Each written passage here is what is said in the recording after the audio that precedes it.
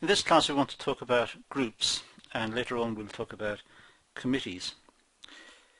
So to start, let's look at some simple definitions. A group is just a collection of individuals. Group dynamics, this refers to the ways in which groups interact and also react to changing circumstances.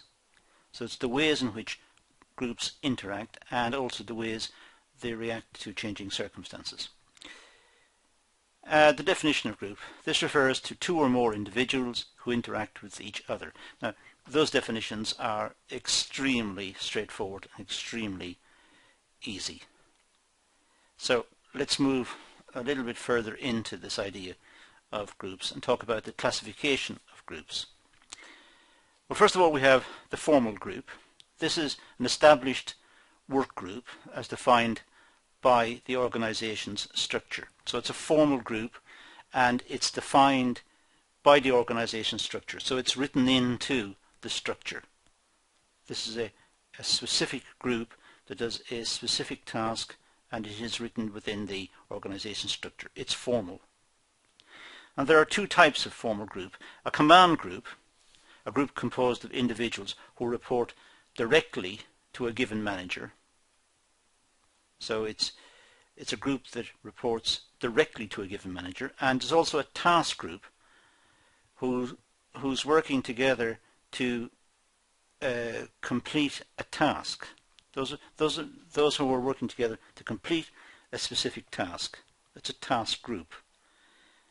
So we have two types. One is a group that reports to a manager, a command group, and we have a task group that is looking at some issue to try and resolve some issue or to achieve some particular task.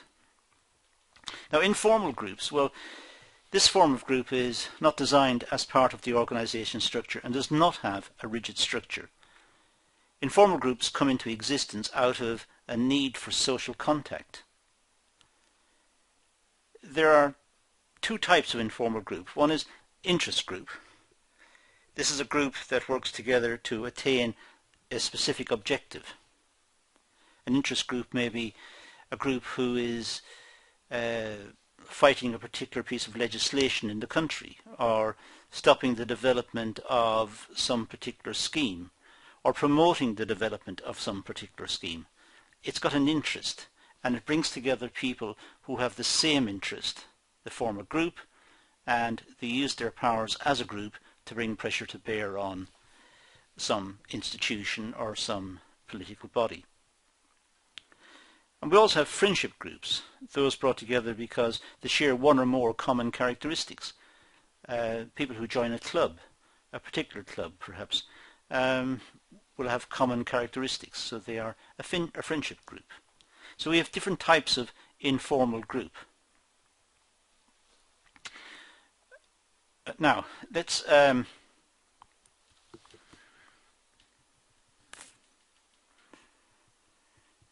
friendship group, and let's now move to reasons for the formation of groups. Well, it could be security. Groups may form because people are afraid to stand on their own. So they're better able to cope with threats if they are within a group. Groups are stronger. There may be a reason to come together in groups because of status or recognition that they are members of a certain group. Self-esteem develops self-worth and status as a part of the group. Very similar to the status one. They want to be seen as a member of the group. It gives them self-worth. Affiliation, well, it meets a social need, regular group contact, and a sense of belonging, a sense of being a member of the group and sharing its objectives, meeting similar people, similar-minded people. It could be power. Power is derived from status and is also possible because of greater numbers. it's more possible to have power if there are greater numbers. The group will be listened to, because the group is the summation of the members. So when someone speaks on behalf of the group, they are presumably speaking on behalf of all the members of the group. And that's much stronger than if one individual spoke.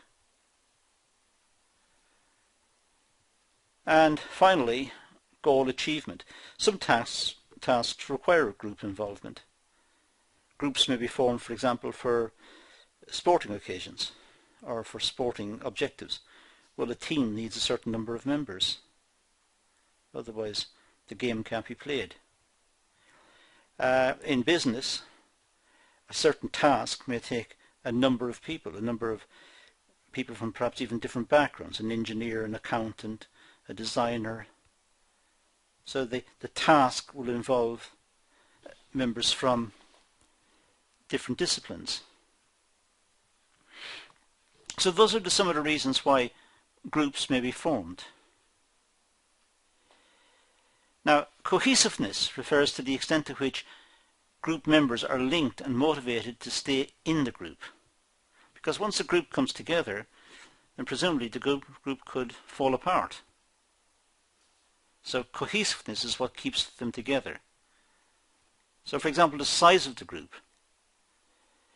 Well, smaller groups tend to be more cohesive. Smaller groups tend to stay together. If the group is very large, it may split off into subgroups, because individual members can't relate to everybody in the group.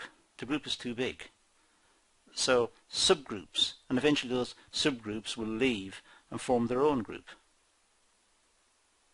So smaller groups tend to be more cohesive. And personalities may seek agreement.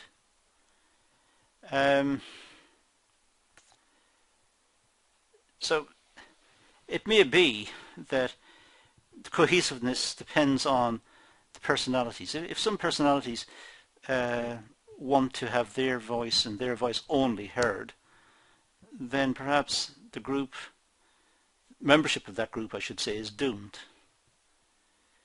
Because membership of a group ideally should involve compromise. It should involve give and take.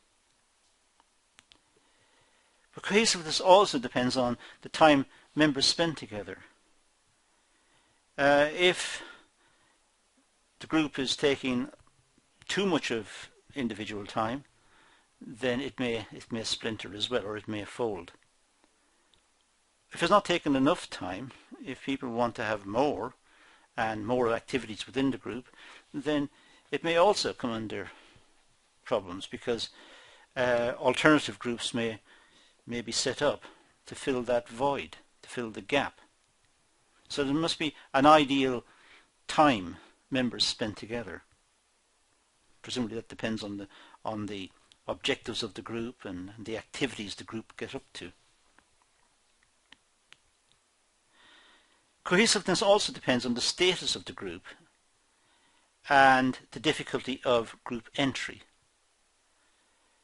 If it's a high status group, then people like to be involved perhaps and like to keep their membership active. So they will be involved and they will attend meetings and make contributions because it's a high status group. And if it's difficult to get into the group, then the ones who are in will want to maintain their membership, so they will participate more. If it's easy to get into the group, then people will just come and go.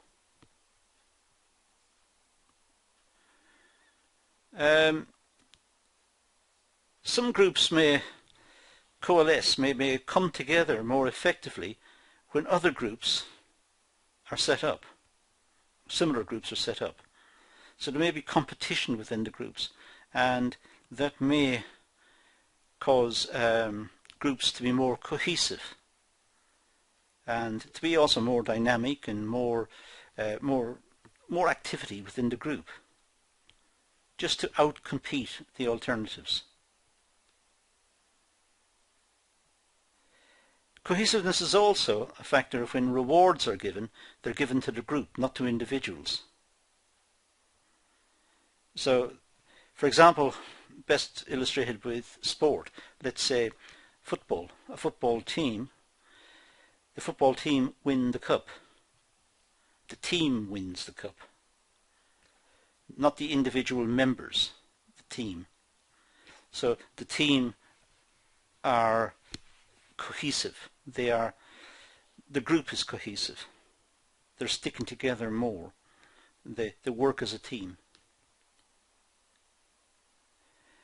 And when a group is physically isolated and under threat, they may come together more effectively as well. It may be the case that in certain communities they feel isolated, geographically feel isolated perhaps. They might feel under threat from some development or some issue in the community. And because of this, a group is formed and it becomes very cohesive, very, very closely bound together, because they have all got a strong vested interest in the success of the group. So the success or failure of groups, the cohesiveness of groups, could to some extent depend on those 7 factors, or some of those 7 factors.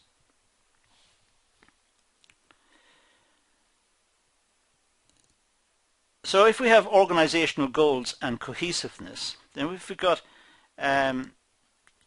high organizational goals and high cohesiveness, large increase in productivity. That means the group is working together very effectively. They're very cohesive, it's a high degree of cohesiveness, and they've got high standards to meet. So it's large increase in productivity. If there's high cohesiveness and the goals are not very challenging, the organizational goals are low, there could be a decrease in productivity because the group gets bored. They are very cohesive to start and very fired up and enthusiastic, but the tasks are not challenging and not very rewarding, so there's a decrease in productivity. If there's high goals, high standards required by the organization, and there's low cohesiveness, the groups are not hanging together very well or not working together effectively, then there may be a small increase in productivity. And if there's low cohesiveness and the objectives required are also not very demanding, low organizational goals, then productivity is unaffected. It was what it was and it continues as it is. In other words, nothing really changes. It's low cohesiveness, the people are not working together very effectively, but there again the company doesn't expect too much of them, so it doesn't move along very effectively. Now in terms of group cohesiveness and productivity, well, cohesiveness reduces internal conflict and enables the attainment of group goals. So cohesiveness seems to be a good thing. It reduces internal conflict because the group are coming together more and forming close relationships that are meeting the objectives of the group very, very specifically. And then this enables the attainment of group goals. High cohesiveness promotes satisfaction and reduces absenteeism. It also reduces the number of the member turnover in the group. In other words, the number of members leaving and joining the group. So high cohesiveness, when a group is working very effectively together and very closely together, there's a high degree of satisfaction and members of the group tend to continue. There's a high degree of involvement in the group, less absenteeism, and also the members of the group tend to continue. They don't leave very easily. Groups provide security and interdependency for members from outside pressures and dangers.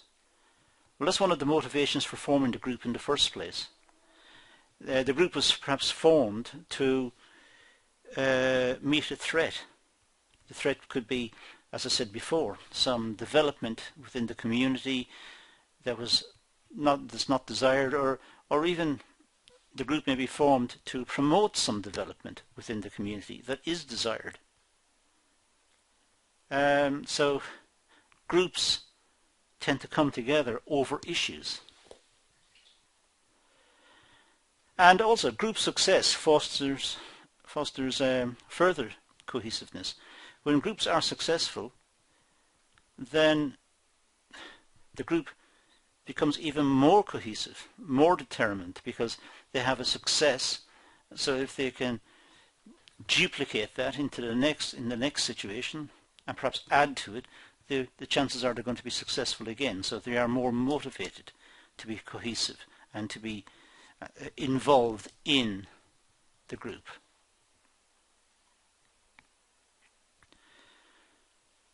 Norms. Well, norms are acceptable standards of behavior within a group that are shared by the group's members.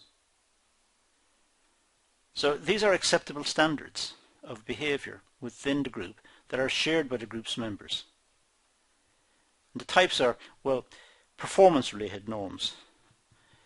People within the group have a fairly good idea of what each member should be doing and how they should be performing, how they should be making a contribution. And if they're not meeting that standard, they're not meeting the norm, the requirements of the group.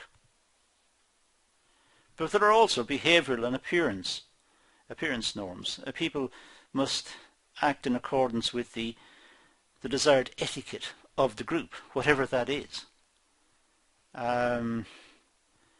So their behaviour, their demeanour, the language they use, the way they present themselves, must fit the norms of the group. Otherwise, otherwise their membership will be reviewed. Sorry, I've just clicked the wrong one. So now let's go to the committee organisation. A committee is simply a group of people in an organisation formed into a group for the purpose of making or recommending certain decisions. That's all a committee is. It's the most important form of formal group. A committee is a very important formal group. Now, the characteristics of a committee, well, it's a group of at least 2 people. You can't have a committee on your own, so at least 2 people. Members of the committee may have authority to inquire into an issue, so they might be given powers to investigate a certain issue, depending on the nature of the committee. Usually each member of a committee has 1 vote, and decisions may be determined democratically, although unanimity is usually preferred. They usually prefer everybody to agree. But in the event that not everybody agrees, then democracy may be used, and the greatest number of votes for something will win the day. A committee may have the authority to make a final decision, or alternatively, it may simply make recommendations. So, depends on the brief of the committee. It depends on the authority given to the committee when it was established. But it may make the final decision, or it simply may make a recommendation. A recommendation to someone else who will make the final decision, who may accept or reject the recommendations of the committee. Or, as I said, it may make the final decision, in which case that's it finished. That's what's done. In business, a committee may be constituted at any level of the organisation. Membership of a committee may be drawn from different departments of the business, depending on the issue under consideration. Within a business, committees may be at the shop floor level, certainly at the boardroom level. But everywhere in between, there may be committees formed to look into certain issues, or to monitor certain issues, or have responsibility for certain parts of the business. So committees are important formal groups. Now, the advantages of committees. Well, first of all, responsibilities are shared, so the individual members don't have to make the decisions. It's made by the committee. Generally speaking, better decision making as more members become involved, because a wider set of views will be taken into consideration. The discussions will be wider and the chances of missing something important is reduced. So better decision making may follow from a committee as opposed to a single individual.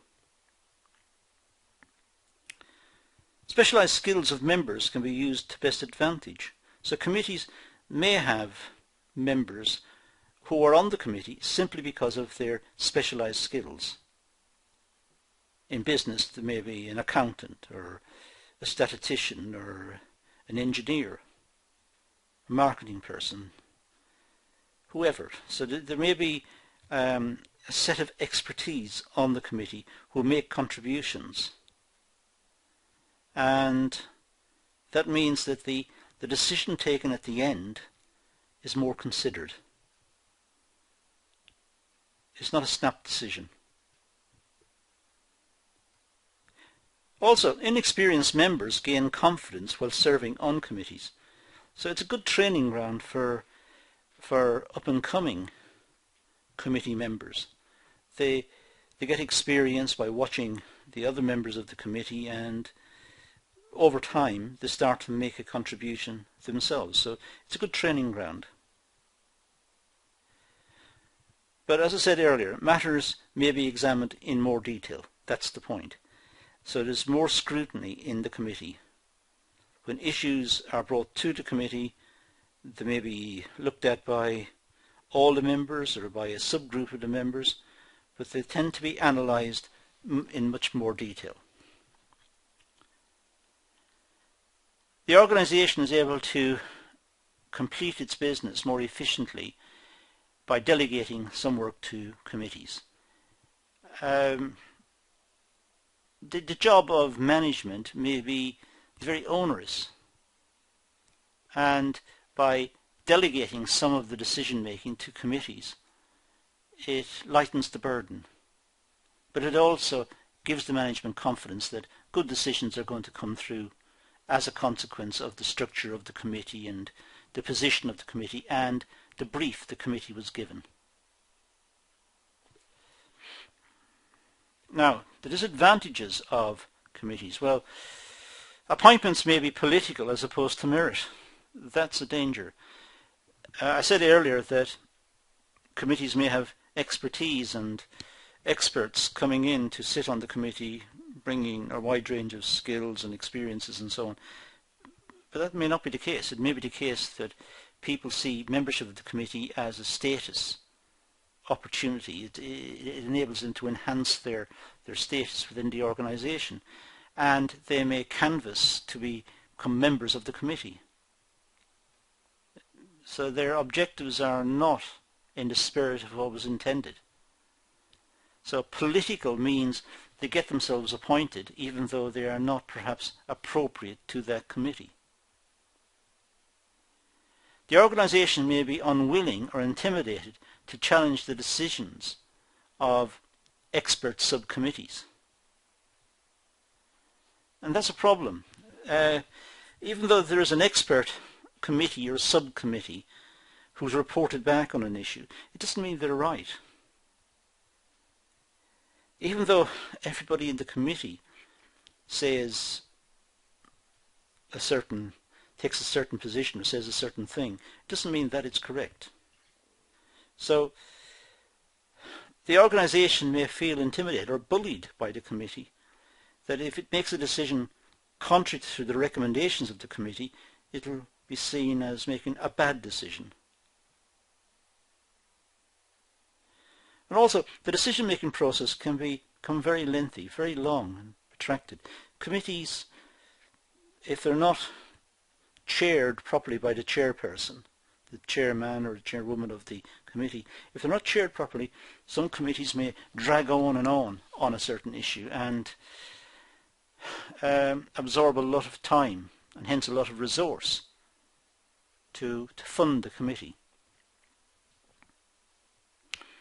And they may also develop a bureaucracy, and meetings may become the norm as opposed to managerial decision making.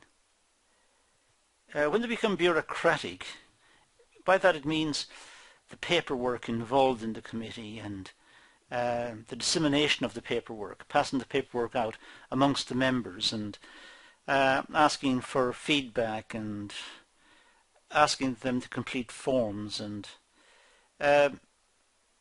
also meetings may just happen because they feel like having a meeting is a good idea. It's perhaps they'd have a meeting every week, whereas in fact they should really have a meeting every month, or even not have a meeting scheduled, just have a meeting as and when required, which is probably the more rational thing to do, the more efficient thing to do. So committees may become bureaucratic and meet without any good purpose. And also, once committees are formed, they tend to perpetuate themselves. They tend to stay in existence. They may be changed into other committees, but the members will import, if they get onto the new committees, they'll import their experiences from the previous one.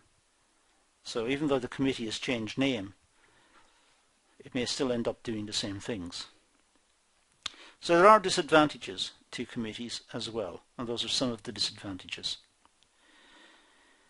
Now, in this short class we've looked at some of the issues about groups and some issues associated with committees, and that's all I want to do in this session.